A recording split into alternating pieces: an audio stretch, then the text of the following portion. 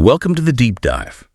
We're the place you come to get straight to the heart of complex topics, fast. Today, we're taking a journey. It's one many of you probably know, but we're aiming to look at it, well, maybe from a slightly different angle. We're diving into the wisdom packed inside the Alchemist journey, a fable of purpose and treasure.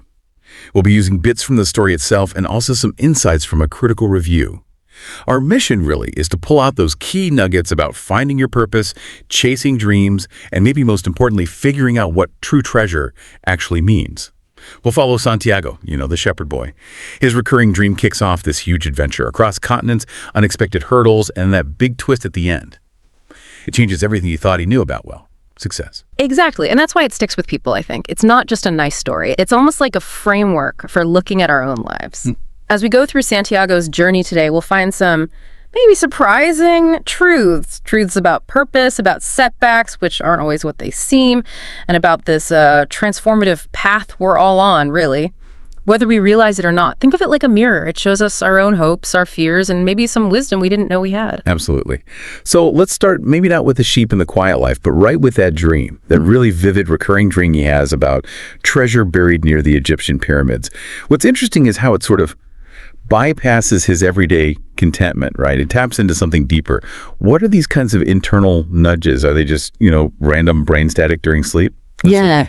Well, that's the big question, isn't it? Often these kinds of dreams, these persistent feelings, they're like messages from our subconscious. They might be pointing towards a path or a purpose that our conscious mind is maybe too comfortable or too busy to see. It's not just about wanting something specific like gold. It's more symbolic, an invitation. It's that personal legend starting to stir inside, pushing towards self-discovery. Santiago's dream isn't just about digging for riches. It's about digging up his own potential, you could say. Maybe our real purpose isn't what we think we want, but what our inner self keeps showing us, a call to adventure from within. Right. And it doesn't take long before someone shows up who actually names this feeling for him. He meets Melchizedek, the king of Salem, kind of mysterious. And he introduces this really powerful idea, the personal legend. He frames it not just as a nice thought, but as the unique purpose everyone has. And then he drops that huge line, when you truly want something, all the universe conspires in helping you to achieve it. This feeling. He even gives Santiago those two stones, Urim and Thummim, as sort of guides. But isn't there a risk here? Could people misunderstand that universe conspiring bit? Like just sit back and wait for things to happen? That's a really good point. And yeah, it's easily misunderstood. Melchizedek, the king, he's more like a catalyst. He gives structure, a name, validation to what Santiago was already feeling deep down. The personal legend isn't some passive fate that just unfolds. It demands action, engagement, and that universe conspiring part. It's not magic fairy dust falling if you wish hard enough. It's more about alignment. Once you commit, really commit to your authentic path, you start noticing things. Opportunities, people, synchronicities. They were maybe always there, but you couldn't see them before. So it's about aligning yourself to perceive the help, not just wishing for it. The king's words just give Santiago the nudge, the courage to finally act on his own desire. Okay, so he's inspired. He's determined. And he takes that massive first step, sells his sheep. That's his security, his comfort zone. Gone to fund the trip to Egypt. Huge leap of faith. Total commitment. But then, almost instantly, reality hits hard. He gets robbed in a crowded market. Just like that, all his money vanishes. That initial momentum shattered. This feels pretty common, unfortunately. When you make a big move and immediately face a massive setback, what does that really mean? How do you know if it's a sign to stop or just a test? It's a classic painful initiation, isn't it? And yes, the first instinct for many is, okay, this was a mistake, wrong path. But what Santiago's story suggests is counterintuitive. These early trials aren't just about testing your grit, your resilience. They're often forced detours that teach you the exact skills or character traits you need later, the ones you might avoid learning if everything went smoothly. Getting robbed wasn't just bad luck. It forced him into a crash course in resourcefulness, patience, dealing with the unexpected, qualities he absolutely needed for the tougher parts of the journey still to come. It's about building that inner capacity, not just pushing through obstacles, like facing the dragon right at the castle gate, Right. And he doesn't quit. That's key. Instead, this huge blow actually leads him somewhere unexpected. He ends up working for a crystal merchant. Definitely not the grand adventure he pictured. Not at all. Seems like a total sidetrack. But it becomes this really crucial learning period. He learns patience, definitely, perseverance, and that idea of the power of small steps toward a big goal. It's amazing how formative this seemingly mundane time is. Yeah, what's really fascinating there is how this setback isn't a failure. It becomes this incredibly practical classroom. He's not moving towards Egypt on the map, no. But he's developing the inner tools and even practical business skills he'll need. He learns to observe people, to listen, to understand value, how to improve things even in a small shop. It connects to that idea that real mastery, real progress, often comes from that consistent, sometimes slow, incremental effort. The Crystal Merchant period teaches him the value of just showing up day after day and how turning a challenge into a chance to learn something new is key. This phase builds that inner strength, that practical wisdom. It shows that sometimes the slowest route is actually the fastest way to grow into the person you need to be for the journey ahead. Eventually, he does save up enough money again. He continues his journey, crosses the desert. He's definitely changed by this point, more seasoned. And out there in the desert, he meets an Englishman, also on a quest. Right, the Englishman looking for the alchemist. Exactly.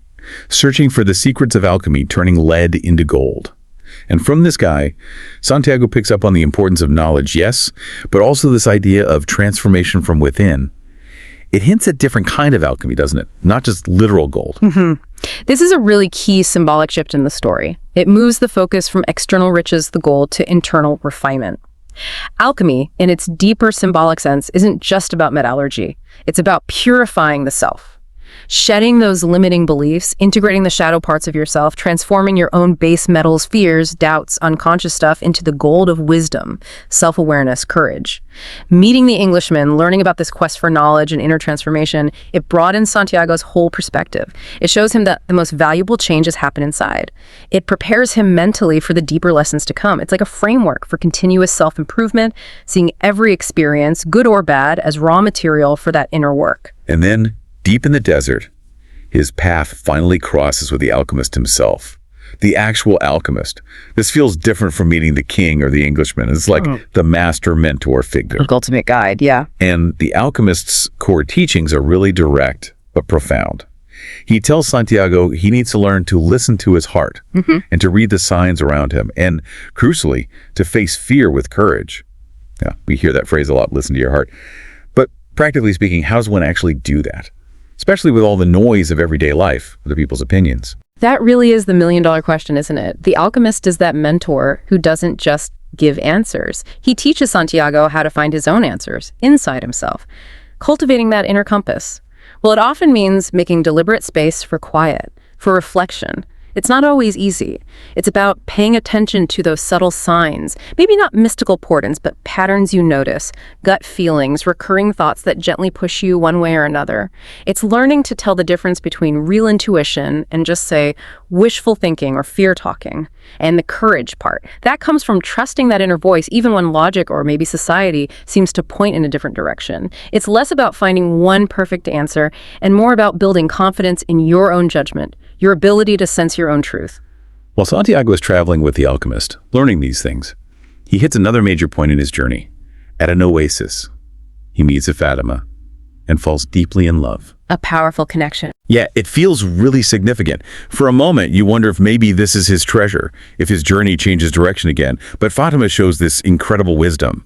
When Santiago realizes he has to leave to continue towards the pyramids, she understands. She tells him, essentially, if you love someone, you let them follow their dream. That feels like such a tough, mature perspective on love and purpose. Oh, it's one of the most poignant and challenging lessons in the book, I think. It dives right into that tension between our deep personal connections and our individual path, our personal legend. Fatima's wisdom there is profound. It suggests that real love isn't about ownership or holding someone back. It's actually a force that supports the other person's growth and purpose, even if that means separation or difficult choices. It challenges that common idea of two people just merging into one. Instead, it shows that maybe the strongest bonds are those where each person champions the other's journey, respects their individual calling. That requires immense trust and a clear sense of your own path, too. Okay, so after all these lessons, all these trials, the desert, the learning, the love, the fear, Santiago finally makes it to the Egyptian pyramids. The destination. He gets there. He starts digging where his dream told him to dig. All that way, all that effort. And he finds nothing, just sand. Such an anticlimax, initially. Worse than that. As he's digging, some thieves find him, beat him up, steal what little he had left. They mock him for chasing his stupid dream. And then, the craziest twist. One of the thieves, trying to show how foolish dreams are, tells Santiago about his recurring dream. Yes, this is the moment. A dream about treasure buried back in Spain, under a sycamore tree, near an old abandoned church. The exact place where Santiago used to sleep with his sheep. The whole story just folds in on itself right there, doesn't it? It's sheer narrative brilliance, that profound irony. He travels thousands of miles, endures everything, only to get the final, crucial clue from the most unexpected, even hostile source. The physical destination wasn't the point. The journey itself wasn't just the reward. It was the necessary process to even understand the clue when it finally came. If he hadn't gone on the whole quest, if he hadn't gained the wisdom, the resilience, the ability to listen, he wouldn't have recognized the significance of that thief's dream. He wouldn't have been ready for it. It just hammers home that idea. Sometimes the answers we're searching for are right where we started, but we needed the entire journey to be able to see them. And that's exactly it. He gets it. The light bulb goes on. The treasure wasn't in Egypt, it was back home. So he makes the long journey back to Andalusia, finds that old sycamore tree near the ruined church. The place his journey began. Digs beneath it, and there it is. A chest filled with gold and jewels. A real, tangible treasure. But the book makes it so clear. The ultimate insight isn't just, yay, I found the gold, is it? He understands deeply that the real treasure was not the gold, it was the journey, the lessons, and the courage he found along the way. That feels like the final stage of his inner alchemy. Precisely. That pulls everything together. The material reward is real, yes, but the story hammers home that the transformation, the wisdom gained, the personal growth through facing fears, the self-discovery that is the truly valuable, lasting treasure. What's brilliant is that the physical treasure isn't separate from his transformation. It's almost like a consequence of it. He had to become the person capable of finding and receiving it. The gold is like a tangible symbol, an echo of the richness he cultivated inside himself through the whole ordeal. It reminds us that chasing a dream is often less about the specific endpoint or the thing you acquire, and much more about who you have to become to get there. The outer reward reflects the inner growth. And that really brings our deep dive into the alchemist's journey toward its close. It's so much more than just a story, isn't it? It really is like a guide. Roadmap, almost. Yeah, a guide to living with purpose. It tells us our dreams, those deep callings, they are worth pursuing. Even when it's incredibly hard, it reframes obstacles not as stop signs, but as essential parts of the process, like classrooms, teaching us exactly what we need to learn. And maybe the biggest takeaway, the treasure we seek, that fulfillment, that sense of purpose. It's often closer than we think. Sometimes it's waiting right within us or back in familiar places, ready to be seen with new eyes after our own quest. So it leaves you thinking, doesn't it? Reflecting on Santiago's journey, sure, but also on your own. What's your personal legend? That thing that quietly calls to you?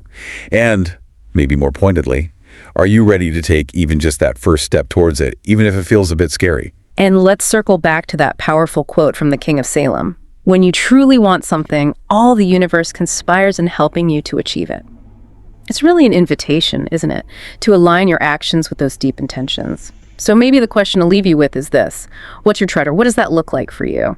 And thinking about everything Santiago went through, like, what's just one small step, maybe even an uncomfortable one, you could take towards it, starting today, cultivating that inner listening, building that resilience.